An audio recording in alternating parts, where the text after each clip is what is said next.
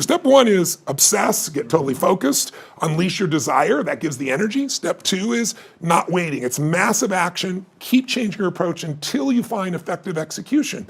If you're running east looking for a sunset, I don't care how positive you are, you're not gonna see the sunset. It's the wrong strategy, right? It's just not gonna happen. So you gotta have a proven strategy, and you can get there faster, same way I've done it with these books, is saying, I could go this, or I could spend 4 years, interview 50 of the smartest people in the world, all billionaires that started with nothing, and find out what they did, and compress decades into days. That's really the purpose of everything that I do. So when you have that plan and you keep changing your approach, I always tell people, how long would you give your average kid to learn how to walk?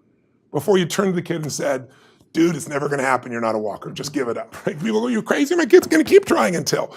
Well, that's really step two. You keep changing your approach until you find it. And then the third step to achievement really is, as simple as it may sound, if you're obsessed, you know what you want, you're taking massive action, maybe you modeled somebody, figure out the right action so you get there quicker, and you're executing, you still need a little grace.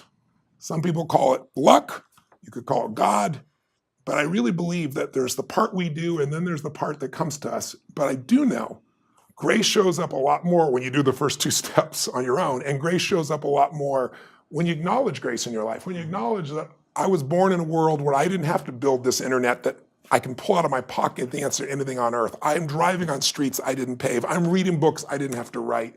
That's the gift of our lives. And I think when we experience that grace, we don't just experience more achievement, but we start to experience more fulfillment. And grace not only affects your ability to get there, but it affects what you do and how you live once you are there. It really determines the quality of your life, because unless you live in a state of gratitude, I did an interview with Sir John Templeton, who, as you know, is one of the first billionaire investors and just a brilliant man. He came from nothing, and he donated, I think it was 750, they still do it, the Templeton Fund, I think it's $750 million a year. It's bigger than the Nobel Fund that he donates.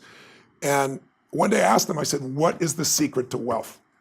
And he looked at me, paused, this big smile, and his eyes got really bright, like they always did. And he said, Tony, it's what you teach. I said, well, I teach a lot of things, which thing? And he said, gratitude.